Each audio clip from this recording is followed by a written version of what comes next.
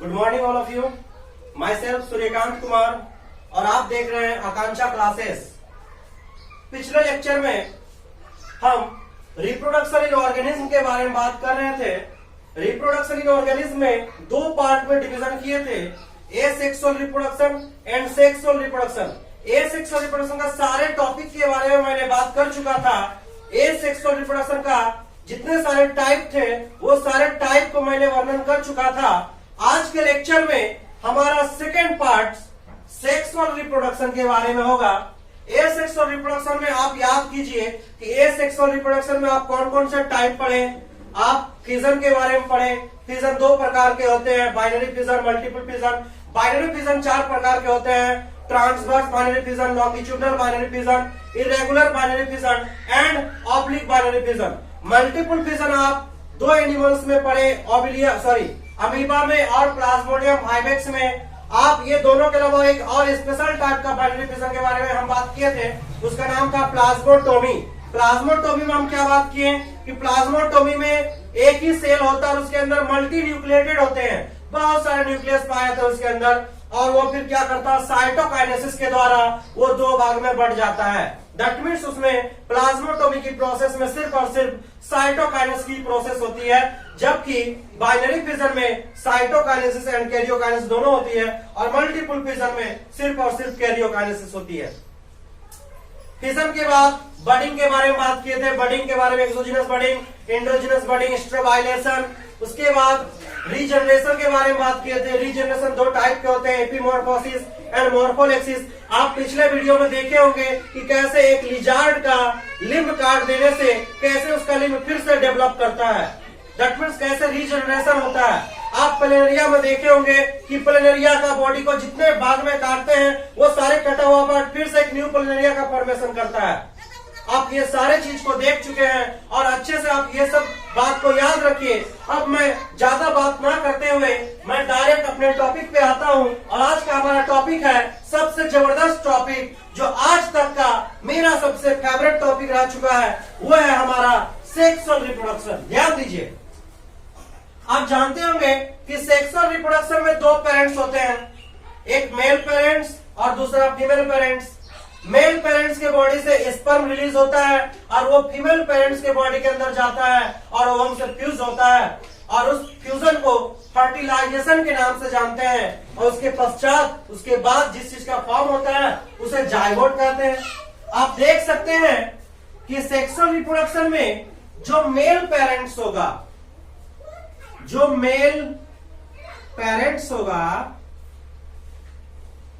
Sexual reproduction में जो mail parents होगा उसके बॉडी में मेल गोनाड होगा। क्योंकि एक बात ध्यान दीजिए कि मेल के बॉडी में जो गैमेट का फॉर्मेशन होता है, जो स्पर्म का फॉर्मेशन होता है, तो मेल के बॉडी के कोई ना कोई एक पार्ट से तो होता होगा, उसके किसी ऑर्गन से तो होता होगा। तो कहां से होता है? हमारे बॉडी में क्या आंख से स्पर्म का फॉर्मेशन होता है या नाक से स्पर्म का फॉर्मेशन होता है? नहीं, कोई एक पार्ट है, कोई एक ऐसा ऑर्गन है, उस ऑर्गन से स्पर्म का फॉर्मेशन होता है, गैमेट का फॉर्मेशन होता है। उस ऑर्गन को हम गोनाड कहते हैं। हमारे बॉडी में है इसीलिए मेल गोनाड। वही पार्ट फीमेल के बॉडी में होगा तो वो फीमेल गोनाड कहलाएगा। मतलब फीमेल गोनाड फीमेल गैमेट बनाएगा और मेल गोनाड मेल गैमेट बनाएगा। मेल गैमेट को स्पर्म कहा जाता है और फीमेल गैमेट को ओवम कहा जाता है। ध्यान दीजिए, तो हमारा जो मेल पेरेंट्स है, दैट मीन्स मैं अपने ही बात करूंगा, तो मेल पेरेंट्स जो होता है तो मेल पेरेंट्स के बॉडी में क्या पाया जाएगा? Mail gonad. और उस मेल गोनाड से मेल गोनाड एक्चुअली में टेस्टिस को कहा जाता है। याद रखिए, टेस्टिस। हमारे बॉडी में जो टेस्टिस है, वन पेयर टेस्टिस का नाम है गोनाड। और उसी टेस्टिस के अंदर कैसे स्पर्म का फॉर्मेशन होता है ये लेक्चर में नहीं बताऊंगा। इसके बारे में सेक्सुअल रिप्रोडक्शन इन ह्यूमन में कैसे सेक्सुअल रिप्रोडक्शन होता है, मनुष्य में कैसे सेक्सुअल रिप्रोडक्शन होता है, उस लेक्चर में मैं बताऊंगा कि टेस्टिस के अंदर स्पर्म का फॉर्मेशन कैसे होता है, कैसे वो रिलीज होता है, कैसे फीमेल के बॉडी के अंदर प्रवेश करता है और कैसे ओवम तक पहुंचता है। ये सारे मैं रिप्रोडक्शन इन ह्यूमन में उस लेक्चर में बात करूंगा। ध्यान दीजिए, तो आप बस इतना याद रखिए कि मेल गोनाड का अगर आपसे नाम पूछा जाए तो आप टेस्टिस बोलिएगा, और टेस्टिस क्या रिलीज करता है? स्पर्म रिलीज करता है, तो स्पर्म को मेल गैमेट कहते हैं। मेल गोनाड टेस्टिस को कहा जाता है और मेल गैमेट स्पर्म को कहा जाता है। उसी प्रकार फीमेल गोनाड ओवरी को कहा जाता है। फीमेल के बॉडी में भी वन पेयर एब्डोमेन में ओवरी पाया जाता है, उसी ओवरी से रिलीज होता है हमारा ओवम। क्या रिलीज होता है? ओवम। और ये स्पर्म मेल के बॉडी से निकलकर फीमेल के बॉडी के ओवम तक पहुंचता है और फ्यूजन होता है। हम बताए थे कि फर्टिलाइजेशन को आप फ्यूजन भी बोल सकते हैं। Fusion, not fission. फिजन तो ये सेक्सुअल रिप्रोडक्शन है, फ्यूजन बोल सकते हैं। वो फर्टिलाइज होता है और फर्टिलाइजेशन के बाद एक जायगोट का फॉर्मेशन होता है।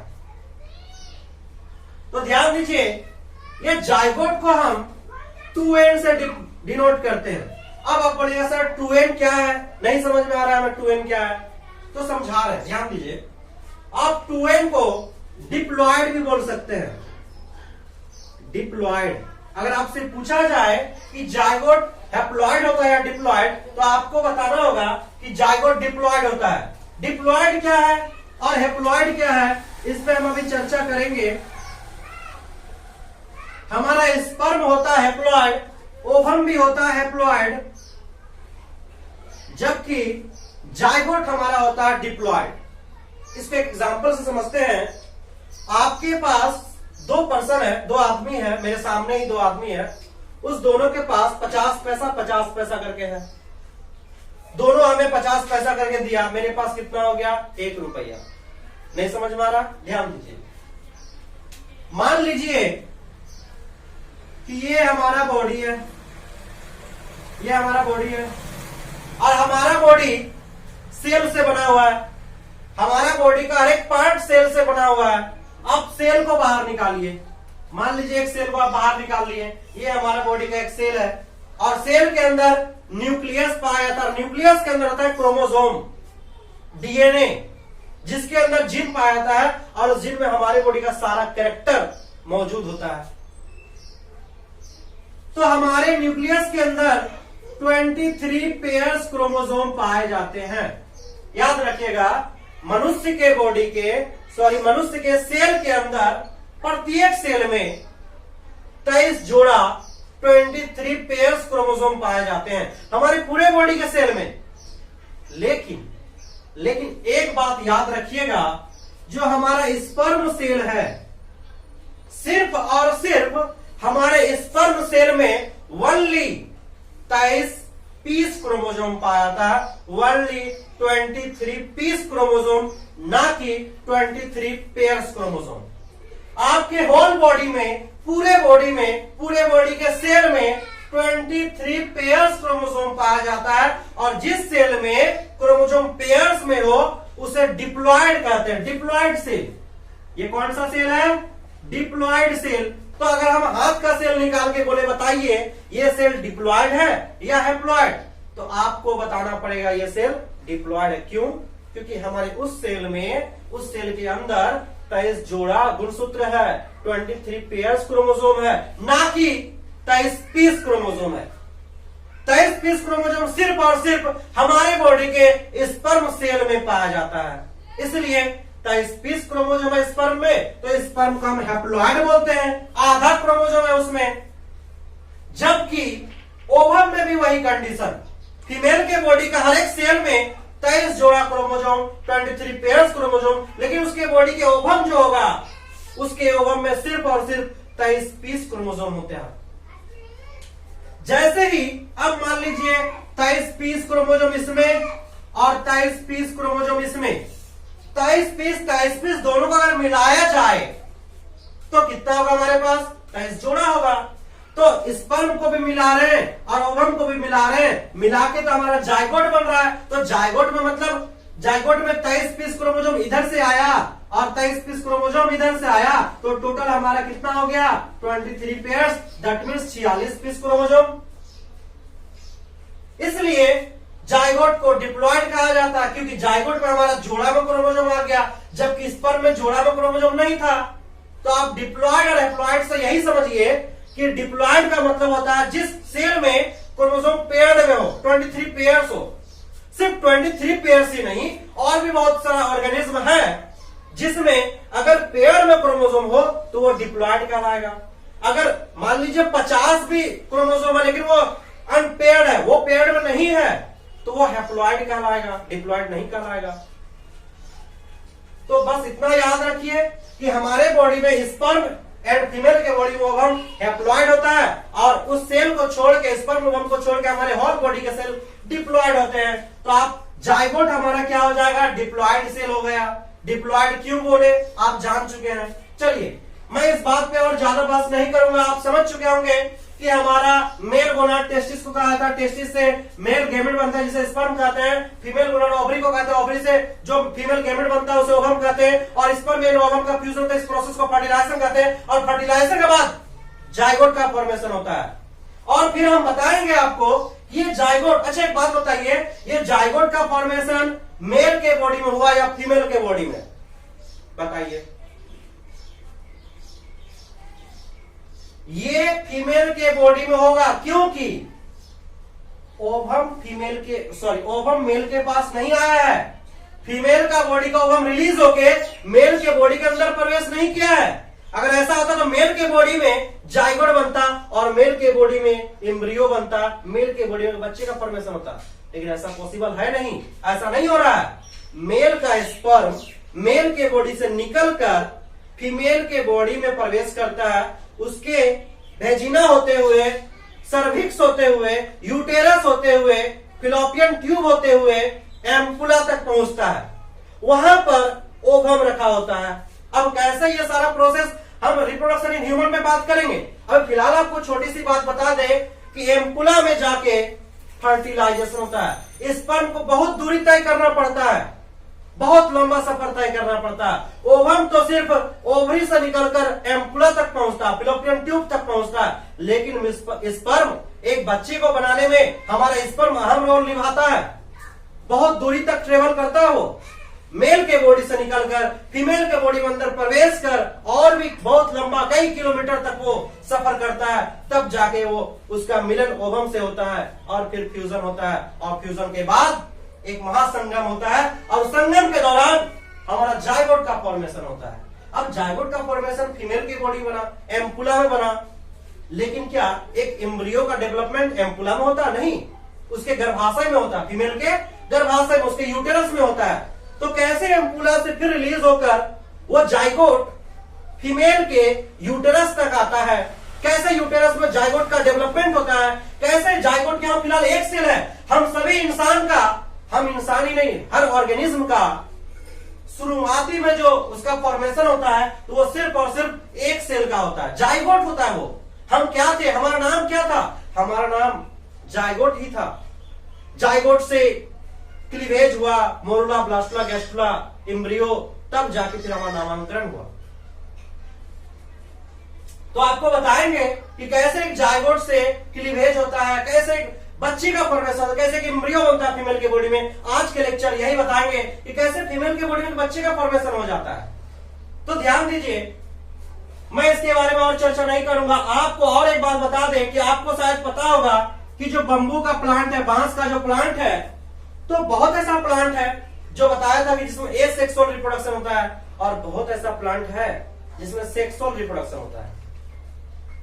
फ्लावरिंग प्लांट के बारे में आप सुने होंगे।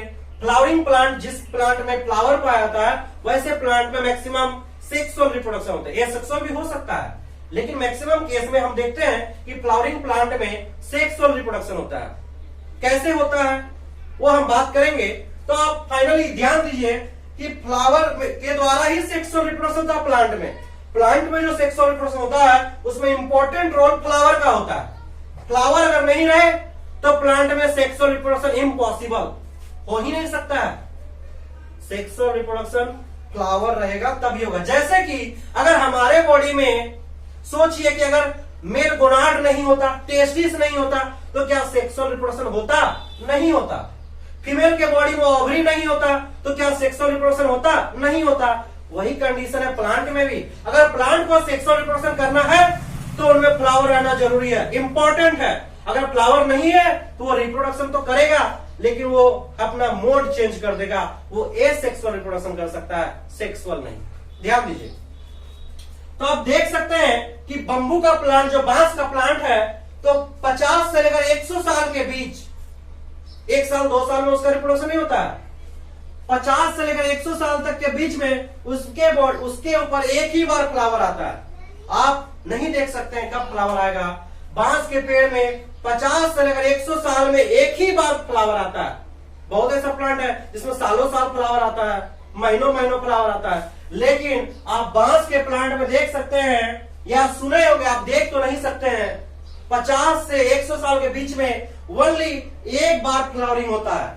ये तो सिर्फ 50 और 100 हो गया। आपको अगर हम बात करें कि एक ऐसा प्लांट है, उसका नाम है स्ट्रोबाइलेंथस कुंथियाना। ये एक ऐसा प्लांट है जिसको नीला कुरंजी के नाम से भी जानते हैं। आप देख लीजिए, ये प्लांट में 12 साल में एक बार फ्लावरिंग होता है। ये प्लांट में फ्लावरिंग पिछले 2018 में हो चुका है, 2018 में हो चुका। उससे पहले 2006 में फ्लावरिंग हुआ था 3 जगह पर, कर्नाटका, तमिलनाडु एंड केरल। 3 जगह पर यह फ्लावर पाया जाता है, नीला कुरंजी जिसे हम कहते हैं। तो ये फ्लावर आपको 3 जगह देखने को मिलेगा, केरल में, कर्नाटक में और तमिलनाडु में। यहाँ पर ये फ्लावरिंग क्या होता है, 12 साल में सिर्फ एक बार होता है। 2006 में एक बार हुआ था, तो 2006 के 12 साल बाद 2018 होता है। तो 2018 पिछले साल, उसके पिछले साल में एक बार फ्लावरिंग हो चुका था। चलिए, मैं इस पे बात कर चुका हूं, आप इसको नोट कर लीजिए एक बार। अब मैं बताऊंगा कि सेक्सुअल रिप्रोडक्शन जो होता है वो 2 फेज में होता है। एक जो प्राइमेट्स होता है, एक नॉन प्राइमेट्स होता है। प्राइमेट्स क्या है, नॉन प्राइमेट्स क्या है, इस पे मैं बात करूंगा। फिलहाल आप इसको नोट कर लीजिए। चलिए ध्यान दीजिए, एनिमल रिप्रोडक्शन में हम देखेंगे कि एनिमल कई टाइप के होते हैं। एनिमल को हम मेनली 2 टाइप में बांट सकते हैं।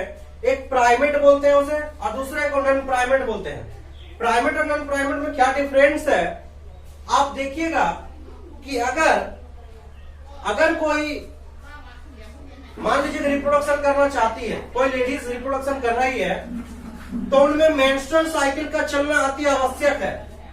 अब मान लीजिए कि किसी फीमेल का एज 10 इयर्स है, किसी फीमेल का एज 10 इयर्स है, तो क्या वो मां बन सकती है? नहीं। क्यों नहीं बन सकती है? क्योंकि मां बनने के लिए, एक फीमेल को मां बनने के लिए सबसे इंपॉर्टेंट बात है कि उसमें मेंस्ट्रुअल साइकिल स्टार्ट होना जरूरी है।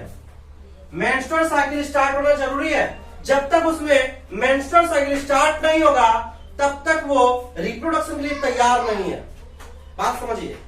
तो मतलब कि मेंस्ट्रुअल साइकिल एक इंडिकेटर है, एक इंडिकेट करता है ये कि अब वो रिप्रोडक्शन के लिए सुटेबल है, अब वो मां बनने के योग्य है, अब उसके यूटेरस में एम्ब्रियो का फॉर्मेशन हो सकता है।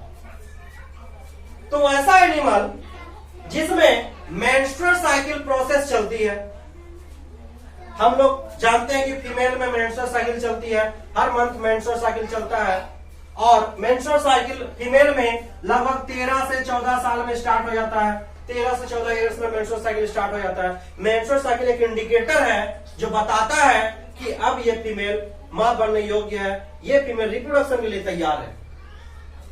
तो आपको बता दें कि जिस ऑर्गेनिज्म में, जो एनिमल में मेंस्ट्रुअल साइकिल चलता है, उस एनिमल को प्राइमेट कहा जाता है। और प्राइमेट में कंटिन्यूअस मेंस्ट्रुअल साइकिल चलता है, कंटिन्यूअस ब्रीडर कहलाता है ये। जैसे एग्जांपल पे ह्यूमन, मंकी, चिंपांजी, एटीसी। दूसरी तरफ अगर हम बात करें ऑस्ट्रियस साइकिल, ऑस्ट्रियस साइकिल क्या है?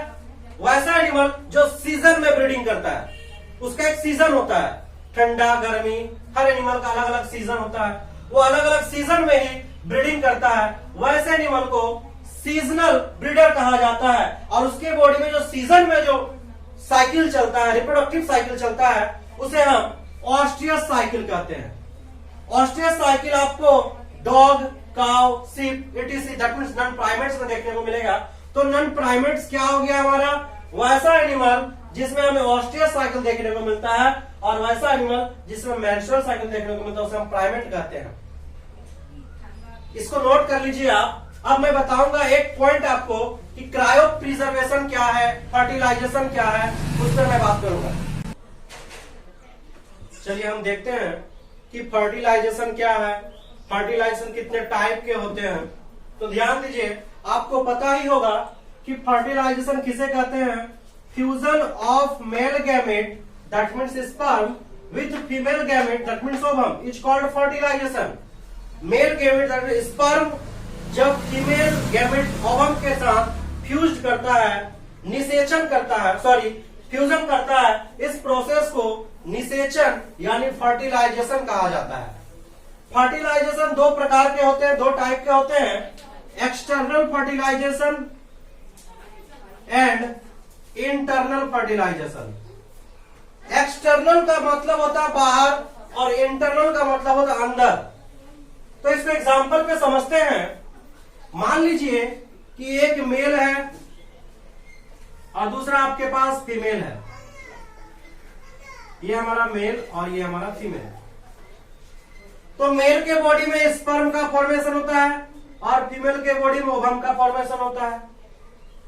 तो ऐसा होता है क्या? फीमेल अपना ओवम बाहर रिलीज कर देता है, मेल अपना बाहर रिलीज कर देता है स्पर्म, और बाहर में फ्यूजन होता है? ऐसा तो नहीं हो रहा है। अगर ऐसा होता तो बॉडी के बाहर फ्यूजन होता तो वो एक्सटर्नल फर्टिलाइजेशन कहलाता है। बॉडी के बाहर फ्यूजन हो रहा है, बॉडी के बाहर स्पर्म और ओवम का मिलन हो रहा है। लेकिन ह्यूमन में ऐसा नहीं होता है। ह्यूमन में क्या होता है कि मेल का स्पर्म निकल के इसके बॉडी के अंदर जाता है, फीमेल के बॉडी के अंदर जाके फ्यूजन होता है, उसके अंदर जाके निषेचन होता है। तो ये बॉडी के अंदर हो रहा है निषेचन, बॉडी के अंदर फर्टिलाइजेशन हो रहा है, इसलिए इसे इंटरनल फर्टिलाइजेशन कहते हैं।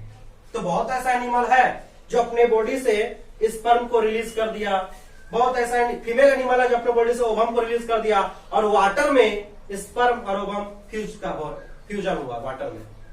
तो ये बॉडी के बाहर हो रहा फ्यूजन, तो ये फ्यूजन एक्सटर्नल फर्टिलाइजेशन कहलाएगा। तो आप देख सकते हैं कि एक्सटर्नल फर्टिलाइजेशन में फिश हो सकता है, फ्रॉग हो सकता है, बहुत सारे। आप ऊपर नोट कर लीजिए, मैं इसको मिटा रहा हूं। ध्यान दीजिए कि मान लीजिए कि एक तालाब है और उस तालाब में वाटर, ऑब्वियसली वाटर ही होगा तालाब में, वाटर है, इसमें मछली है।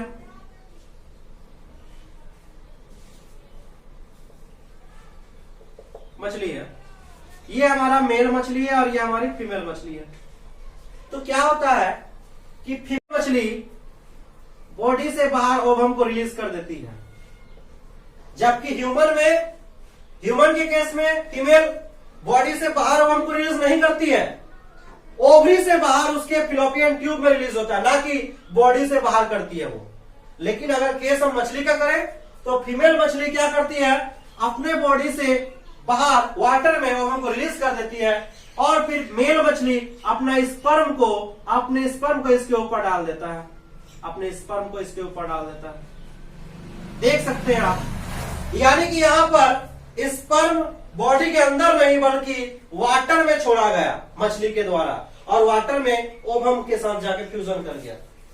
यानी कि यहां पर फ्यूजन तो हुआ, लेकिन ये फर्टिलाइजेशन बॉडी के बाहर हुआ, इसीलिए ये एक्सटर्नल फर्टिलाइजेशन कहलाया। तो आपको एग्जांपल पूछा जा सकता है कि कौन ऐसा एनिमल है जो एक्सटर्नल फर्टिलाइजेशन करता है, तो आपको बताना होगा फिश एंड फ्रॉग, और भी बहुत हो सकता है। आपको दो एग्जांपल याद रखिए, काफी है।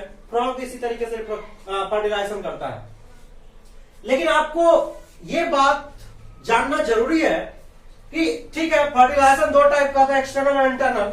तो इनमें से दोनों इंपॉर्टेंट या दोनों सुटेबल या दोनों स्टेबल या दोनों सबसे अच्छा तरीका कौन सा फर्टिलाइजेशन का, एक्सटर्नल या इंटरनल? तो हम तो बोलेंगे कि इंटरनल फर्टिलाइजेशन अच्छा है एक्सटर्नल की अपेक्षा। सर एक्सटर्नल खराब क्यों है? तो बताते हैं एक्सटर्नल खराब क्यों है। आपको बता दें कि मान लीजिए यहां पर फर्टिलाइजेशन का चांस कम हो जाता है। क्या कम हो जाता है? मान लीजिए ये फीमेल मछली ओवम को रिलीज किया, ठीक है। अब क्या गारंटी है कि जहां पर ओवम है वहीं पर स्पर्म जाए? पानी के बहाव के कारण स्पर्म कहीं भी मूव कर सकता है, वो प्रॉपर ओवम के साथ फ्यूज नहीं भी कर सकता है।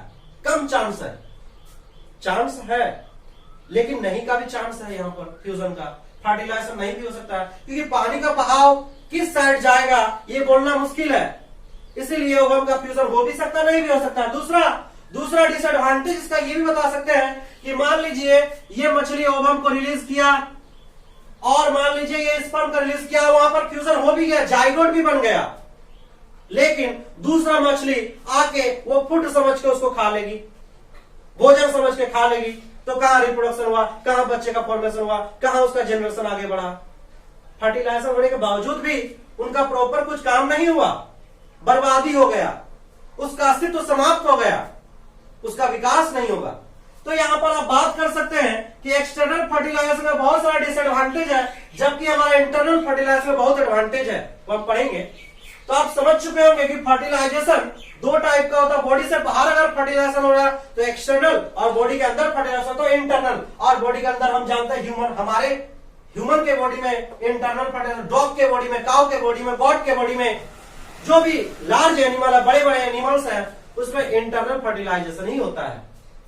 चलिए अब हम दूसरा तरीका फर्टिलाइजेशन की बात करेंगे कि और एक टाइप है फर्टिलाइजेशन का, वो हमारा है self fertilization and cross fertilization. आप एक्सटर्नल इंटरनल तो समझ चुके हैं, सेल्फ और क्रॉस समझने का कोशिश कीजिए। सेल्फ का मतलब होता है स्वयं, इट्स सेल्फ, खुद के बॉडी के अंदर। ध्यान दीजिए, ये नोट कर लीजिए, इसको मिटा रहा हूं।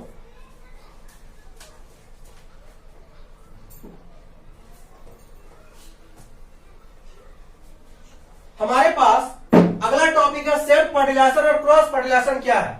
ध्यान दीजिए, मान लीजिए कि एक एनिमल है, ये हमारा एक एनिमल है,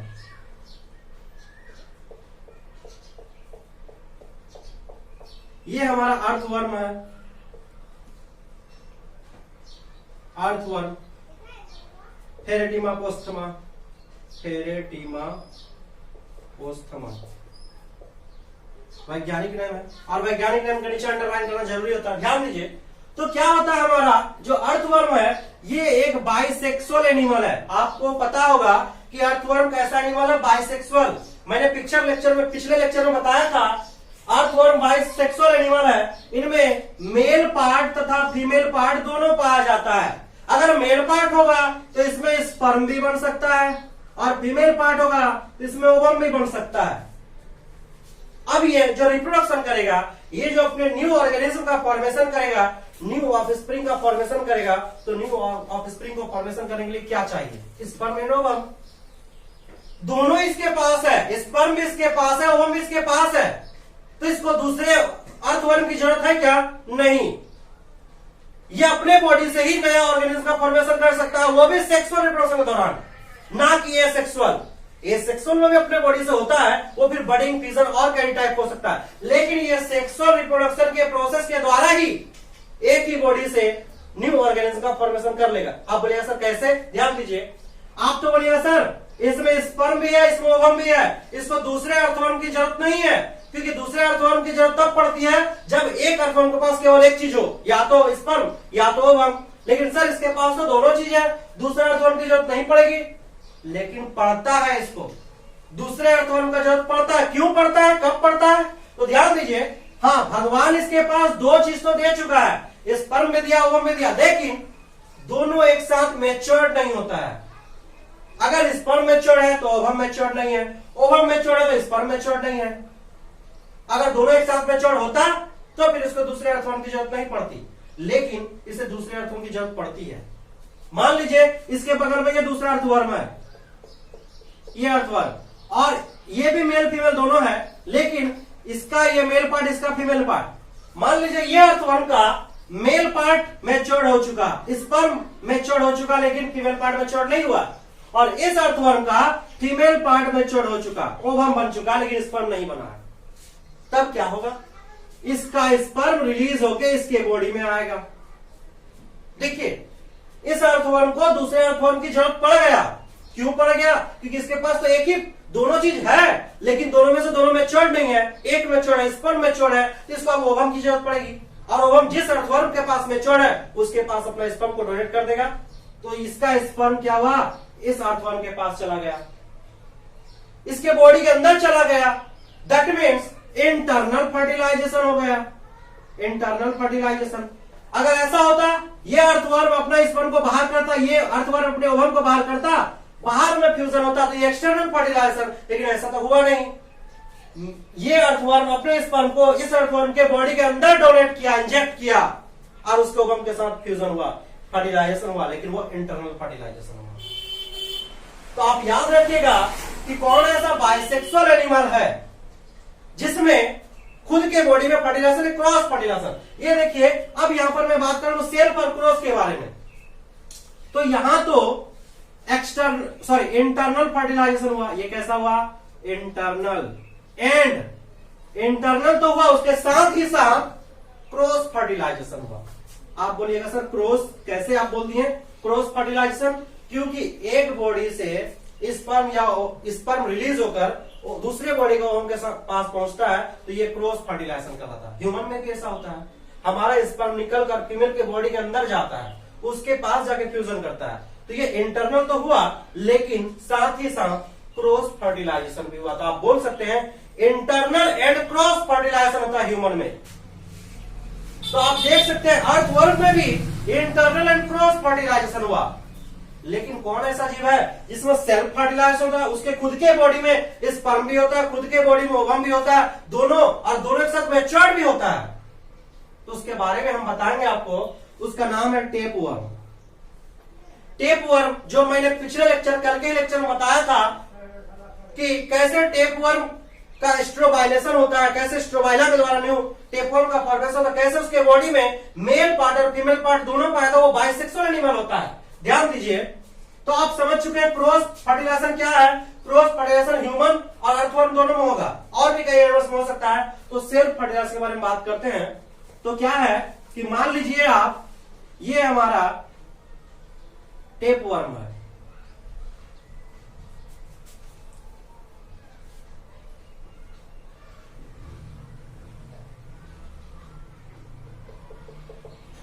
ये हमारा टेपवर्म है, इसके बॉडी का ये सेगमेंट है, इस टाइप का सेगमेंट होता है, और इसी सेगमेंट में मेल, और मान लीजिए ऐसा नहीं है कि एक ही सेगमेंट में मेल फीमेल, तो इसी के बॉडी में यहां पर मेल है तो यहां पर फीमेल है, फीमेल पार्ट है। अब मान लीजिए कि ये मेल पार्ट, यहां भी मेल पार्ट है, ये भी मेल पार्ट है, ये फीमेल पार्ट है। तो क्या होगा, ये मेल पार्ट का जो स्पर्म है इस फीमेल पार्ट के ओवम के पास पहुंच जाएगा और वहां जाके फ्यूजन होगा। मतलब एक ही बॉडी के अंदर स्पर्म और ओवम का फ्यूजन हो रहा है, तो ये सेल्फ फर्टिलाइजेशन कहलाता है। बस आप इतना याद रखिए कि सेल्फ फर्टिलाइजेशन क्या है। वैसा एनिमल जिसके बॉडी में स्पर्म और ओवम, एक ही बॉडी के अंदर जब स्पर्म और ओवम का फ्यूजन होता है तो उसे सेल्फ फर्टिलाइजेशन कहते हैं। और जो दो डिफरेंट बॉडी के अंदर में स्पर्म और ओवम का फ्यूजन होता है तो वो क्रॉस फर्टिलाइजेशन कहलाता है। अब मैं बताऊंगा कि सेक्सुअल, पिछले लेक्चर में, मैं अब नेक्स्ट लेक्चर में बताऊंगा कि सेक्सुअल रिप्रोडक्शन का क्या क्या इवेंट्स है, गैमेटोजेनेसिस क्या है, फर्टिलाइजेशन और डिटेल्स में जानेंगे। फिर हम पढ़ेंगे पोस्ट फर्टिलाइजेशन इवेंट क्या है, फर्टिलाइजेशन के बाद फीमेल के बॉडी में क्या होता है। आज के लिए इतना ही। चैनल को सब्सक्राइब कीजिए, लाइक कीजिए एंड शेयर कीजिए। धन्यवाद।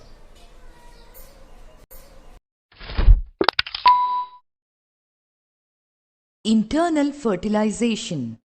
During fertilization, the nuclei of the sperm and the egg fuse to form a single nucleus.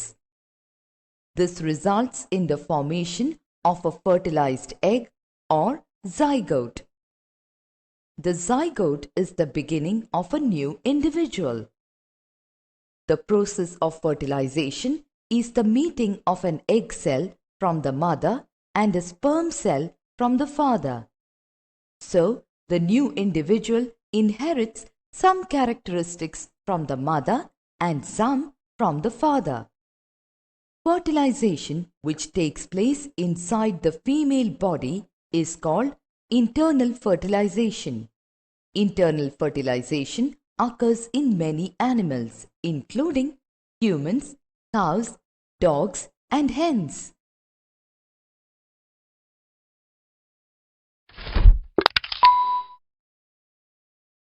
External fertilization. In many animals, fertilization takes place outside the body of the female. In these animals, fertilization takes place in water. Let us find out how this happens. During spring or rainy season, frogs and toads move to ponds and slow-flowing streams.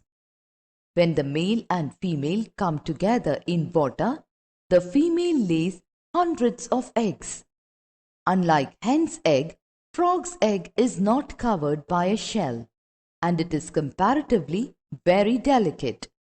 A layer of jelly holds the eggs together and provides protection to the eggs. As the eggs are laid, the male deposits sperms over them. Each sperm swims randomly in water with the help of its long tail. The sperms come in contact with the eggs. This results in fertilization.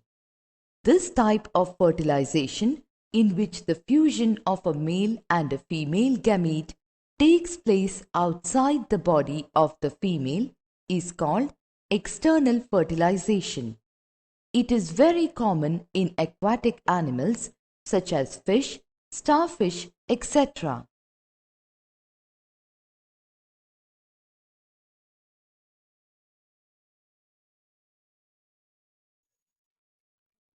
Copulation and fertilization.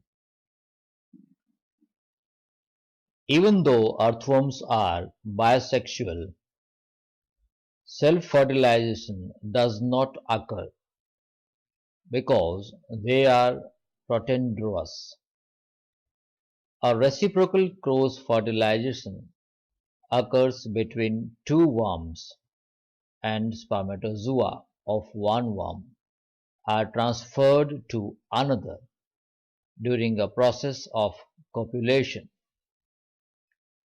It has not been studied so far in the Indian earthworm Pheretima posthuma, as it possibly takes place underground. It generally takes place at night during rainy season and lasts for about 1 hour.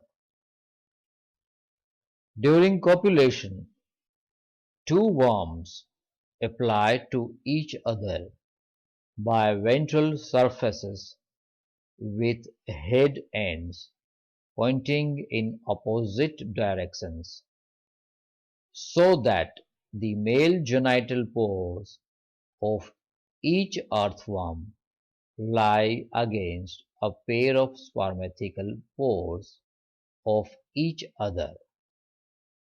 The surroundings of the male genital apertures are raised into papilla, which are inserted successively from behind to forward into the spermatical pores of the other worm, and discharge the spermatic and prostatic fluid containing spermatozoa, which are stored in spermathecae. After this mutual interchange of sperms, the two worms separate and later lay their eggs in cocoons. Fertilization is external, taking place in the cocoons.